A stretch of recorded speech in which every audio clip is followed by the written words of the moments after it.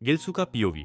मुझे बचा लो, मैं दोबारा नहीं करूंगा, कभी ड्रग्स को हाथ नहीं लगाऊंगा। उल्टा लटकाया गया आदमी चीखता रहा। उसकी आवाज पानी की सतह से टकराकर गूंज रही थी। जांग चौन ने बिना एक पल सोचे रस्सी छोड़ दी। आदमी सीधा नीचे गिरा और पानी के भीतर गायब हो गया। कुछ ही सेकंड बाद जब उसे बाहर खींचा गया, उसका चेहरा बिल्कुल सफेद पड़ चुका था। मौत की गंध शायद उसके लंग्स तक पहुंच गई थी, क्योंकि उसकी भीख और तेज और बेसब्र हो गई। अगर मैंने फिर ड्रग्स छुई तो मैं इंसान ही नहीं हूं, भरोसा करो मुझ पर। कमीने, बस कर, उसे मारने का इरादा है क्या? मेरी आवाज के बाद ही जांग चौन रुका। तभी आदमी को जमीन पर उतारा गया। पैरों से रस्सी खुलते ही वह अपने गीले कपड़े निचोड़ने लगा। उसकी आंखों में नफरत थी और शर्म भी। वह मुझे घूर रहा था, लेकिन कुछ कह नहीं पाया। शायद अपने ही अपराध का बोझ उसे चुप कर रहा था। उसका नाम ली बोरम था। कभी डिस्ट्रिक्ट ए के एक अमीर परिवार का बेटा, बचपन से ही चीजें बनाने का शौकीन। अपने घर के बेसमेंट में वर्कशॉप बनाकर इलीगल हथियार तैयार करता था। अगर कहानी वहीं खत्म हो जाती तो शायद सब कुछ अलग होता। लेकिन दोस्तों के साथ एक क्लब में गया, ड्रग्स से पाला पड़ा। 2 बार सजा मिली और फिर उसने ड्रग्स बनाना ही शुरू कर दिया। नतीजा, एरिया सी में बैनिशमेंट। लीबोरम के लिए एरिया सी किसी हेवन से कम नहीं था। सस्ती ड्रग्स हर तरफ भरी पड़ी थीं। बेशक यह सब उस वक्त से पहले की बात थी जब उसे यहां घसीट कर लाया गया, या यूं कहूं वह खुद चला आया था। जांग चौन ने उसे एरिया सी के थग से लिटरली फाड़े जाने से बचाया था। कमीने, अगर तुझे हथियार बनाना नहीं आता होता तो तू कब का मर चुका होता, समझा? ली बोराम के होंठ मुश्किल से हिले। वह सच जानता था। उसे जिंदा रखा गया, बचाया गया और जबरदस्ती ड्रग्स छुड़वाई गई, सिर्फ उसकी एबिलिटी की वजह से। सच तो यह था कि डिस्ट्रिक्ट ए से निकाले गए किसी न किसी हुनर वाले क्रिमिनल्स को यहां लाया जाता, सुधारा जाता और फिर बड़े कामों में लगाया जाता। मुझे ड्रग एडिक्ट से नफरत है, मैं बड़बड़ाया। जांग चौन ने मेरी शोल्डर को हल्का सा धक्का दिया, चुप रहने का इशारा। फिर वह ली बोराम के पास गया और उसके हाथ में चॉकलेट बार रख दी, वही जो उसने डिस्ट्रिक्ट ए के ट्रांसपोर्ट ट्रक से झपट ली थी। गलत मत समझना, बस डर है कि तू फिर से पुराने रास्ते पर न चला जाए। जांग चौन के जाते ही ली बोराम ने चॉकलेट को देखा, उंगलियों से छुआ और कड़वी मुस्कान हंसी। उसे लगा यहां काम का साबित होना अपने परिवार के लिए बचपन से कचरे की तरह जीने से बेहतर है। वह पुराने ख्यालों में खोया ही था कि हम ट्रक की तरफ बढ़ गए। पास खड़े आदमी को आवाज दी जो व्हीकल ठीक कर रहा था। उसने मुड़कर चमकती मुस्कान दी। कैंगसन हो गया? अभी नहीं, बस इसे थोड़ा टाइट करना है। अच्छा काम मखनय। जांग चौन ने उसके सिर पर हाथ फेरा। गंगसान सबसे बाद में जुड़ा था। कहता था कि बॉस को बचपन से जानता है। उसकी बूढ़ी दादी के गुजर जाने के बाद जब वह अकेला रह गया था, तब उसे यहां लाया गया। उम्र कम थी लेकिन मिलनसार और भीतर से सख्त, इसीलिए सबके साथ घुल मिल गया। बॉस कहां है? बॉस कहकर बोला। तो आयर बॉस कहां है? कहीं किसी औरत के साथ लौट रहा होगा। मेरी बात सुनते ही गैंगसन का चेहरा सख्त हो गया। झूठ क्यों बोल रहे हो? मैंने चारों तरफ देखा और आवाज नीची कर ली ताकि लोग हमें हल्के में न लें। मैंने आयर की उम्र भी बढ़ा चढ़ाकर बताई थी।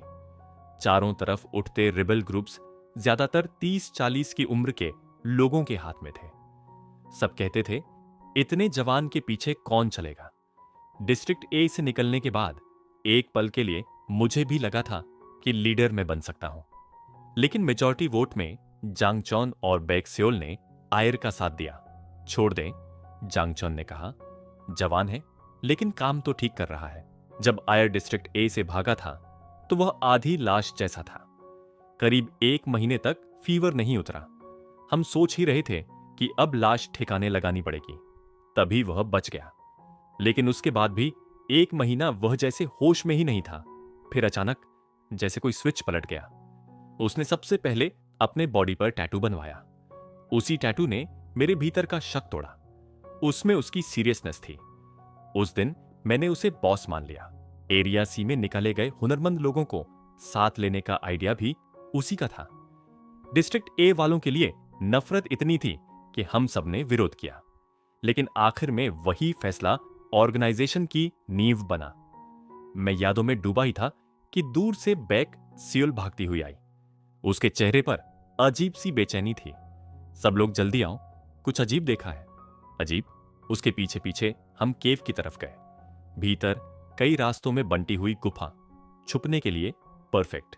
बट माउंटेन, 2 चोटियों की वजह से यह नाम पड़ा था। बाकी डिस्ट्रिक्ट से दूर, सुनसान। लैंटर्न जलाकर हम दूसरी तरफ निकले। बैक्सियोल ने दूर इशारा किया। वहां देखो। दूरी ज्यादा थी। उसने बाइनोक्यूलर्स पकड़ा दिए। जांगचौन ने आंखों से लगाया तो उसका मुंह खुला रह गया। मैंने झपट कर बिनोक्यूलर्स छीने। ये क्या है? मैं हेलुसिनेट तो नहीं कर रही? बैक्सियोल की आवाज धीमी थी। लाल रंग की कार, खुली छत, सुनसान मैदान में, ब्लैक सनग्लासेस पहने आदमी सीट पर पीछे झुका, एक हाथ विंडो से बाहर। ट्रैप हो सकता है, चलकर देखते हैं। बॉस ने कहा था कुछ दिन शांत रहने को। वो अकेला है, मैंने कहा। और ऐसी कार अमीर यंग मास्टर ही होगा। महंगी चीजें, बहुत महंगी। ये जैकपॉट भी हो सकता है। काफी बहस के बाद हम चल पड़े। गैंगसान पीछे पीछे आया। तू यहीं रुक, तेरा भाई तुझे शानदार कार दिखाएगा। मैं विंक करके ट्रक में चढ़ा। वहां पहुंचकर देखा, वही आदमी, वही अंदाज। मैं नीचे उतरा। ओए, कौन है तू? यहां क्या कर रहा है? उसने सनग्लासेस उतारे। बैक सियोल के मुंह से हल्की सी आवाज निकली। जंगचौन ने उसे कोहनी मारी। पहचान बता। वह मुस्कुराया। तुम्हारा बॉस कहां है? हमारा बॉस औरतों के साथ बिजी है। एक पल के लिए उसकी आंखों में कुछ चमका। खतरनाक। औरतों के साथ? उसके लहजे में अजीब सी फेमिलियरिटी थी। जंगचौन ने गन तान दी। बैक सियोल ने डैगर पकड़ी। आदमी आराम से कार से उतरा, हाथ ऊपर किए। I surrender. मेरी नजर उसकी रिस्ट वॉच पर अटक गई। महंगी, बहुत। बॉस को बुलाओ, वह बोला। मुझे उससे बात करनी है। हमारा बॉस कोई प्लेग्राउंड नहीं। Back Seoul फूंसी। सियोला, तेरी शक्ल और जुबान में गैप क्यों है? हम बहस ही कर रहे थे कि वह हमें घूरने लगा। तुम गिलसू, तुम बैक सियोल, और तुम जंगचौन। मेरे भीतर सिहरन दौड़ गई। कौन है तू? बॉस को बुलाओ। बहुत बोल रहा है। मैं दोहराना पसंद नहीं करता, उसने ठंडे लहजे में कहा। फिर पूछा, तो पहले गोली में मारूंगा। क्लिक। मेरे पैरों तले जमीन खिसक गई। गन कब निकली पता ही नहीं चला। तू सोल्जर है। तभी दूर से इंजन की आवाज आई। Dust उड़ाती jeep. आदमी के होंठ मुड़े। कार रुकी। मास्क पहने आदमी कूदा। बॉस, इसको जानते हो? आयर ने जवाब नहीं दिया। शॉटगन छीनी, सीधा आगे बढ़ा। रुक, इसके पास गन है।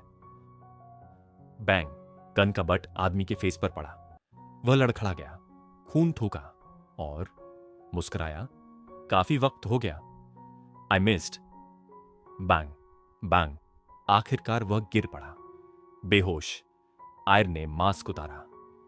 इसको गड्ढे में दफना दो। उसकी आवाज सपाट थी, ऐसे कि दोबारा बाहर ना आ सके। किम सियोनो का पीओवी। ये क्या है? पिलेज्ड एरिया के पास से ली गई फुटेज सबऑर्डिनेट से मिलते ही मेरी पोस्चर अपने आप सीधी हो गई। स्क्रीन पर जो दिखा उसमें कुछ गलत था। मैं सोच ही रहा था कि उसे बुलाकर पूछूं कि ये कब रिकॉर्ड हुआ, तभी पास ही बैठा किम दो चौल, जो पी रहा था, धीरे से खिसक कर पास आ गया। क्या हुआ? ड्रोन लॉन्च किया था बेस ढूंढने के लिए, लेकिन कुछ अजीब कैप्चर हुआ है। जरा देखो। वीडियो में एक सुनसान मैदान था। बीच में कोई गोल सी चीज रखी हुई थी। पहली नजर में लगा किसी ने खेलते हुए बॉल छोड़ दी होगी, लेकिन जैसे ही मैंने ध्यान से देखा, मेरी सांस अटक गई। वो एक इंसानी सिर था। लगता है दफनाया गया है। हरामजादे, किम दोचुल ने जीभ चटकाई। स्ट्रे डॉग्स घूम रहे हों और किसी को दफना दिया जाए, ये तो सीधी मौत की सजा है। उसने एक ही घूंट में ड्रिंक खत्म कर दी। मैंने उसे टोका कि यूनिट में पीना मना है, तो वह डीठ मुस्कान के साथ बोला, आखिरी ड्रिंक समझकर छोड़ दो। पहले कैप्टन किम हायुन से डरकर छुप छुप कर पीता था। अब तो जैसे बोतल हाथ से चिपक गई हो। मेरी नजर फिर स्क्रीन पर गई और तब मेरा चेहरा धीरे धीरे सख्त होने लगा। मैंने आंखें सिकोड़ लीं। इतना पास झुक गया कि लगा स्क्रीन के भीतर चला जाऊंगा। ये आवाज अपने आप गले से निकल गई। अब क्या? किम दोचोल ने पूछा। मैंने वीडियो जूम करके उसे दिखाया। उसका इंडिफरेंट चेहरा पल में बदल गया। उसने मुंह में भरा ड्रिंक सीधे स्क्रीन पर उगल दिया। क्या बकवास है ये? मैं हेलुसिनेट नहीं कर रहा, है ना? स्क्रीन पर दिख रहा चेहरा बहुत ज्यादा फेमिलियर था। किम हायुन? नहीं। किम दुचोल बुदबुदाया। कोई हम शक्ल भी हो सकता है, लेकिन मुझे भी वही चुभन महसूस हो रही थी। रिजेम्बलेंस कुछ ज्यादा ही था। उसने तुरंत घर फोन किया। घरेलू काम देखने वाले एम्प्लॉय ने बताया किम हायुन कल रात घर नहीं लौटा। हाँ, घर पर नहीं है? मैंने पूछा। उसने सिर हिलाया। वो ऐसा आदमी नहीं है, उसने कहा, जो चुपचाप दफन होने दे। मैं भी यही मानता था। वो दूसरों को दफनाने वाला टाइप था, खुद दफन होने वाला नहीं। फिर भी एंग्जाइटी धीरे धीरे रेंगने लगी। इंफॉर्मेशन ब्यूरो से पास रिकॉर्ड्स चेक करवाऊं? मैंने कहा। छोड़ो, किम दो चोल ने तुरंत मना किया। क्यों? कोई वजह नहीं है कि किम हायुन उस हालत में होगा। मैं आर्ग्यू करना चाहता था। जब आयर के जिंदा होने की रिपोर्ट आई थी, किम हायुन की आंखों में जो चमक थी वो मुझे याद थी, जैसे किसी चीज का इंतजार खत्म हो गया हो। अगर वो सच में किम हायुन हुआ तो?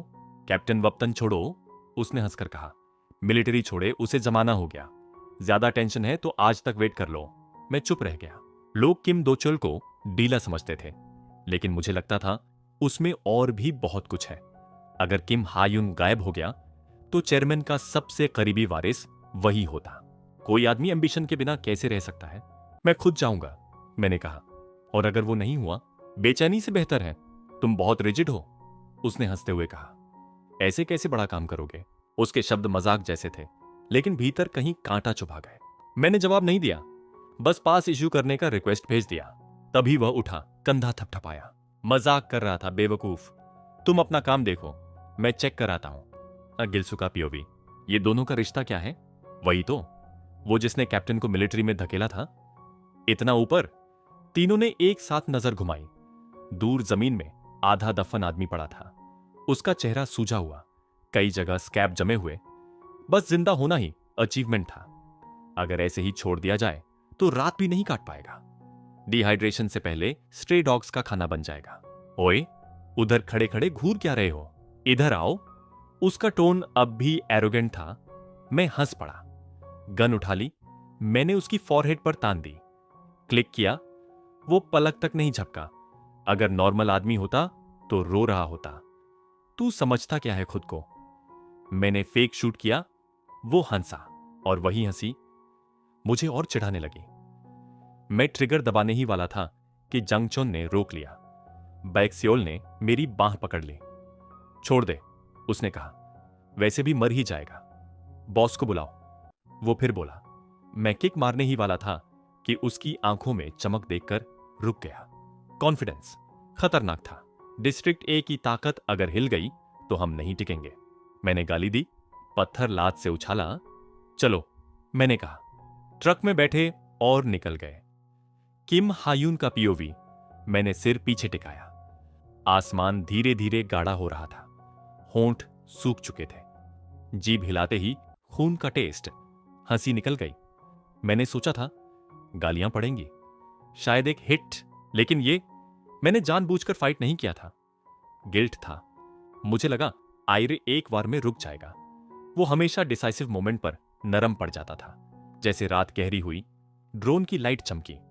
अगर रिपोर्ट गई होगी तो किम दोचुल ही आएगा, और वो नहीं आएगा। तभी मूवमेंट महसूस हुई। दो चमकती आंखें, जानवर, फक, हाथ पीछे बंधे थे पूरी तरह। अगर खाना ही है, मैंने हंसते हुए कहा, तो आखिरी बात किसी तक पहुंचा देना। ग्राउल। उस किड से कहना आई एम सॉरी। मैं खुद पर हंसा। कुत्ते से बात कर रहा था। तभी फ्लेयर आसमान में फटा। कई डॉग्स पीछे हटे। इतने ज्यादा थे। इंजन की आवाज आई। हेडलाइट्स, कदम। देखने आए हो कि मरा या नहीं? मैंने मुस्कुराया। आयर सामने स्क्वाट कर गया। सिगरेट उसके हाथ में थी। तू स्मोकिंग करता है? मैंने कहा। किसी बच्चे को? क्यों? उसने काटा। एक्सपेरिमेंट खराब हो जाएगा। मेरी भौहें झुक गईं। ऐसा मत बोल, बुरा लगता है। हिपोक्रेट। उसने पीछे सिग्नल किया। शवल्स। मिट्टी हटने लगी। मैंने हाथ जोर से खींचे। तभी गन मेरी फॉरहेड पर थी। कुछ मत करना। उसकी आवाज ठंडी थी। गिलसू शायद नहीं, लेकिन मैं गोली चला दूंगा। किम हायुन्स पीओवी। होश में आते ही मुझे सबसे पहले यह एहसास हुआ कि मेरे हाथ खुले हुए हैं। आंखें खोली तो मैं एक चेयर से उठ बैठा और रिफ्लेक्स में हेड पकड़ लिया। फेंट होने से ठीक पहले नेक में इंजेक्शन नीडल चुभने की मेमोरी साफ थी। उसके बाद सब ब्लैंक। हाँ, मैंने सराउंडिंग्स देखी और मेरे फेस का कलर खुद ब खुद डार्क होता चला गया। ऐसा लगा जैसे कोई पुराना चाइल्डहुड नाइटमेयर फिर से प्ले हो रहा हो। ग्लास विंडो के पार जो जगह दिख रही थी वह साफ तौर पर डिस्ट्रिक्ट टी की बंद रिसर्च फैसिलिटी थी।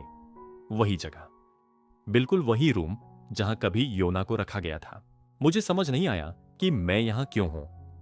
फर्क बस इतना था कि एंट्रेंस जो पहले कार्ड से खुलता था अब आयरन बार से बंद था। डोर के सामने नीटली फोल्डेड क्लोथ्स रखे थे और एक ट्रे थी, उस पर ब्रेड और कोई पहचान में न आने वाला कैंड फूड। Fucking hell! खड़े होते ही सिर चकराया। तभी मुझे एहसास हुआ कि मेरे एक एंकल में भारी आयरन चेन बंधी हुई है। यह सच में कुछ ज्यादा ही है। वॉल का सहारा लेकर मैं बाथरूम तक गया और बस चेक करने के लिए वाटर टैप खोल दिया। पहले स्पटरिंग साउंड के साथ रस्ट कलर्ड पानी निकला, फिर धीरे धीरे वह काफी साफ हो गया। यह जगह तो लंबे समय से वाटर और इलेक्ट्रिसिटी से कट ऑफ थी। जब भी मैं यहां आता था बॉटल्ड वाटर और लैंटर्न साथ लाता था। तो फिर यहां पानी कैसे? डाउट के साथ मैंने गंदे क्लोथ्स उतारे और मिरर में खुद को देखा। फेस पूरी तरह मेस्ड अप था। मार इतनी बुरी पड़ी थी। जिंदगी में पहली बार किसी ने मुझे इस तरह बीट किया था। मेरे मुंह से बस एक हॉलो लाफ निकल गई। शावर लेने और कपड़े बदलने के बाद मैं ग्लास विंडो के पास गया और बाहर देखा। सामने की विंडो से आती सनलाइट बता रही थी कि बाहर दिन है। तभी हॉलवे में किसी के गुजरने की आहट दिखी। मैंने ग्लास पर जोर से मारा। साधारण ग्लास होता तो टूट जाता, लेकिन यह स्पेशल ग्लास था। व्हीकल की टक्कर भी झेल सकता था। एक्सप्लोजन में भी बच गया था तो मेरी फिस्ट्स का क्या? हे, गॉट अ सिगरेट? मेरे शब्द सुनते ही सामने वाले की आंखें फैल गईं। कुछ सेकंड्स बाद ही मैंने उसे पहचान लिया। डिस्ट्रिक्ट बी में उसे 2-4 बार देखा था। आयर का चाइल्डहुड फ्रेंड। ग्रैंडमदर के साथ रहता था, यही सुना था। आखिरी बार उसे तब देखा था जब आयर डिस्ट्रिक्ट ए से एस्केप कर चुका था। मुझे कुछ नहीं पता आयर का क्या हुआ। उस वक्त उसने इग्नोरेंस एक्ट की थी, चीकी बास्टर्ड। मैंने तब कुछ लोगों से उस पर नजर रखवाई थी, लेकिन 6 महीने से ज्यादा कुछ नहीं मिला। ग्रैंडमदर की डेथ के बाद वह भी गायब हो गया। मैंने बस यही अंदाजा लगाया था कि दोनों की मुलाकात नहीं हुई। I am sorry, I really didn't know. गैंगसन घबराकर भाग गया। मैंने थ्रॉबिंग टेम्पल्स दबाए। जैसे ही उन्हें पता चला कि मैं जाग चुका हूं, थोड़ी देर बाद कई लोग आ गए और उनके बीच आयर था। जैसे उसने मुझे पीटा ही ना हो, वह ब्राइट स्माइल के साथ सामने खड़ा था। थैंक्स फॉर सेविंग मी। मां, मैंने कहा था ना, आई मिस्ड यू। आयर ने पास पड़ी 2 चेयर्स खींची और एक मेरी तरफ बढ़ा दी। उसके पीछे जांगचोन और गिलसू हथियारों से लैस पत्थर की तरह खड़े थे।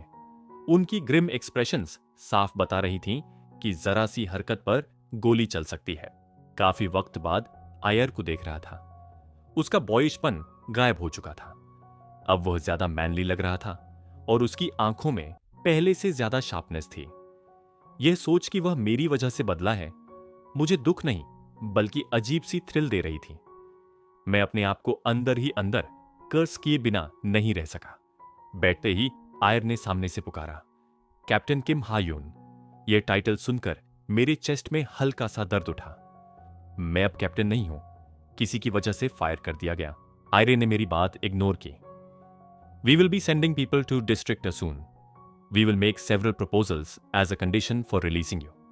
If your father does not accept them, you will die. Same goes if you try to call the military here. I hope you understand. मेरे पीछे जंगचोन ने कैमरा ऑन कर दिया। Now, start. तो ये चाहता है कि मैं कैमरा में भीख मांगूं? उनकी डिमांड्स कुछ भी हों, मुझे एक और सवाल परेशान कर रहा था। तुम लोग यहां आए कैसे? कितने समय से? और ये वाटर? यहां एक अबैंडन्ड वाटर टावर था जो सालों से ब्रोकन था। उसे ठीक करने के लिए स्किल चाहिए। इतने कम समय में ऐसा कौन कर सकता है? डिस्ट्रिक्ट ए में टैलेंट ड्राफ्ट हो जाता है, लेकिन बाहर निकलना ऑलमोस्ट इम्पॉसिबल है। जब तक किसी ने कोई बहुत बड़ा क्राइम ना किया हो, यहीं आकर बात समझ में आई। डोंट टेल मी तुमने डिस्ट्रिक्ट से निकाले गए बच्चों को इस्तेमाल किया। Start recording again. बकवास की तो गोली मार दूंगा। Art I a valuable hostage? थोड़ा ठीक से ट्रीट करो। अब गिल्सू खुद को रोक नहीं पाया। छाछ, क्या नॉनसेंस है। तू कौन सा बड़ा आदमी है? चेयरमैन का बेटा है क्या? मेरी और आयर की चुप्पी से गिल्सू फ्रीज हो गया। जंगचन भी हक्का बक्का था। उसे पता था कि मैं हाई रैंकिंग ऑफिशियल का बेटा हूं, लेकिन चेयरमैन सन, ये उसने नहीं सोचा था। गिल्सू ने बॉडी मोड़कर धीरे से आयर से कहा, बॉस, ये ठीक है? मैंने गिल्सू को देखा। 2 साल पहले सबजुगेशन में तुम्हारा कमांडर और वाइस कमांडर पहाड़ों में भाग गए थे। आगे की स्टोरी जाननी है? उनके नाम सुनते ही गिल्सू पलट गया। जांगचौन की आंखें भी सख्त हो गईं। वे उन्हें ढूंढते रहे थे, लेकिन कभी नहीं मिले। They offered the deal first, said they'd sell out the remaining members for district A citizenship. Shut up, गिल्सू गिरजा। सोचता है मैं ये लाई मान लूंगा। बिलीव नहीं करना है तो चेक कर लो। वे लोग आराम से जी रहे हैं। तुम लोगों को भी कुछ ऑड लगा था, है ना? जांगचौन ने गिल्सू को रोक लिया। आयर ने इशारा किया, उसे बाहर ले जाओ। घसीटते हुए ले जाते वक्त गिल्सू चीख रहा था कि वह खुद मुझे मारेगा। जब हम दोनों अकेले रह गए, आयर ने मुझे देखा। You are still good at pissing people off. मैं वही हूं, लेकिन तुम काफी बदल गए हो। कॉपरेट और you die. Should I tell you about your siblings? Mateo कैसा है? कैमरा पर रखी आयरे की उंगलियां रुक गईं। उसकी आंखों में गुस्सा उभर आया। लुका किंडरगार्टन से ग्रेजुएट हो गया। तुम्हें ढूंढ रहा था। मटेओ धीरे धीरे बेटर है। कभी कभी पूछता है तुम कैसे हो। मैं हंसा। एक्सप्रेशन देखकर लगता है सब जानते हो। तो रैट कौन है जो तुम्हें सब बता रहा है? उसने कैमरा फिर से ऑन कर दिया। Do it properly. रिकॉर्ड शुरू होते ही मैं चेयर से पीछे झुका और चिन उठा ली। फादर, अगर ये देख रहे हो तो मुझे ढूंढना मत। स्टेप मदर के साथ खुश रहो। एक और बच्चा कर लो, हालांकि उम्र ज्यादा हो गई है। Anyway, long and happy life. Thanks. And. Ayre उठा और जाने लगा। सॉरी, मैंने पीछे से कहा। लेट हो गया। I know I don't deserve it, but I missed you. उसका चेहरा ठंडा था।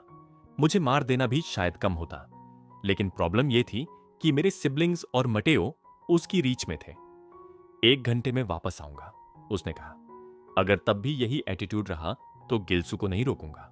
दरवाजा बंद हुआ। मैं ग्लास विंडो से बाहर देखता रहा। हॉलवे से गुजरते आयर का प्रोफाइल दिखा, कोल्ड, डिस्टेंट। उसके पूरी तरह गायब होते ही मैं चेयर से टिक गया और आंखें बंद कर लीं। Fucking hell. शुरू से ही बेहतर होना चाहिए था।